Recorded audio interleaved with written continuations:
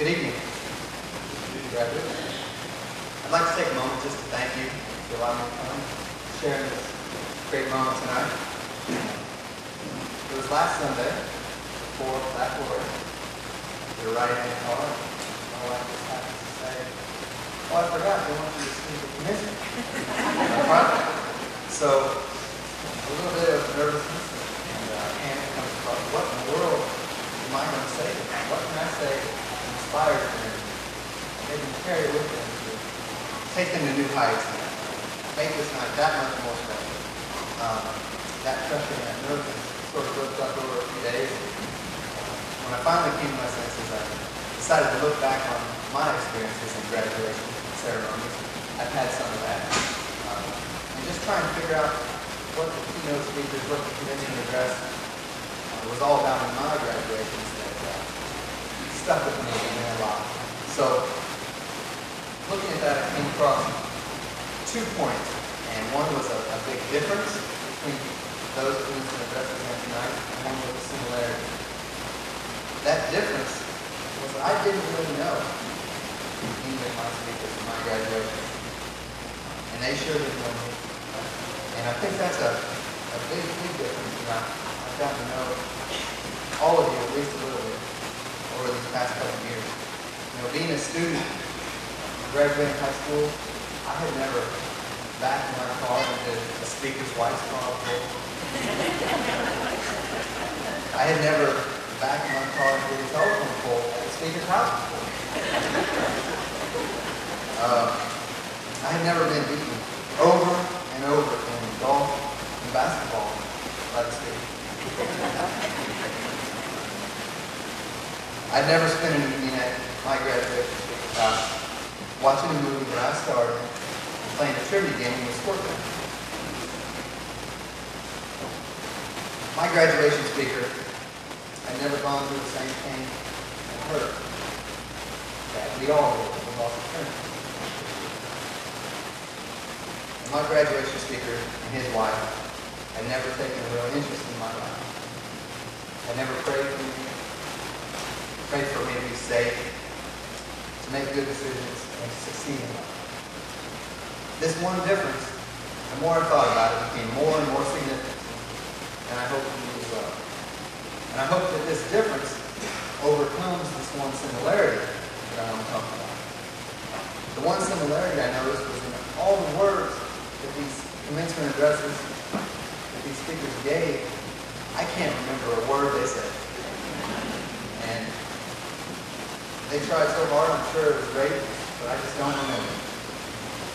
I remember at high school that the gym had no air conditioning, that it was extremely hot, and I couldn't wait to get out of there. I remember all the senior basketball players wore Converse Chuck Taylors with their suits underneath the gowns, and I remember couldn't wait to get home that night. Hopefully have a bunch of cash stuffed in those graduation cards. In college, it seemed to take forever. We had 2 people get commencement addresses. And again, it was really hot, and I just couldn't wait for it to get over. At chiropractic school, we had a nationally renowned motivational speaker who was full of energy, but I don't know what he said to this day. I remember we were led in by bagpipes. That's pretty cool. And I remember my best friend showed up with less than 30 seconds to go before we walked out, because he had spent the night in the St. Louis County Jail. So thinking back on those inspiring words that I heard over and over and over again, I don't really have too much pressure tonight, because you're not going to remember it anyway.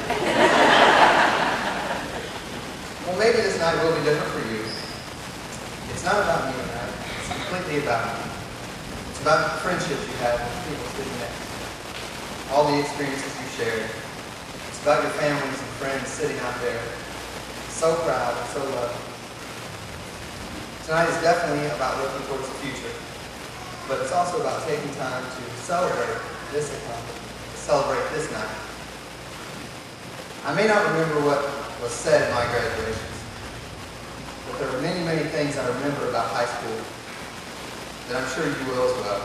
The things that stick with you are the relationships, the friendships, the fun you have with your classmates, and the same will probably be true for you.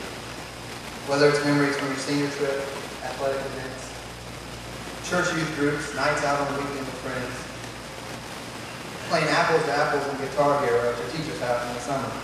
Whatever it may be, those are the things that you'll remember. Now, even though you may not remember much from what I said, I am going to talk a little bit about your future and this next step that you're about to make. Some of you may know exactly what you want to do next, and others you may not have a clue, and it's okay. I believe it's fitting to encourage you graduates to dream and to not quit on your dreams.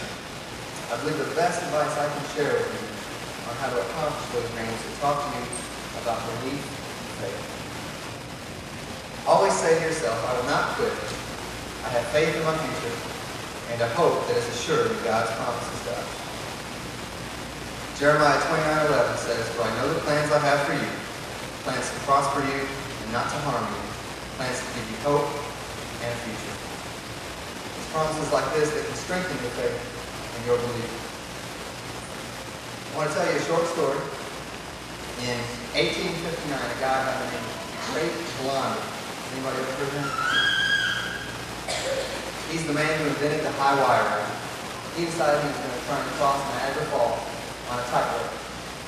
So 5,000 people gathered for his first attempt. Halfway across, they say that he stopped, steadied himself, and did a backflip, landed on the high wire, and finished his journey.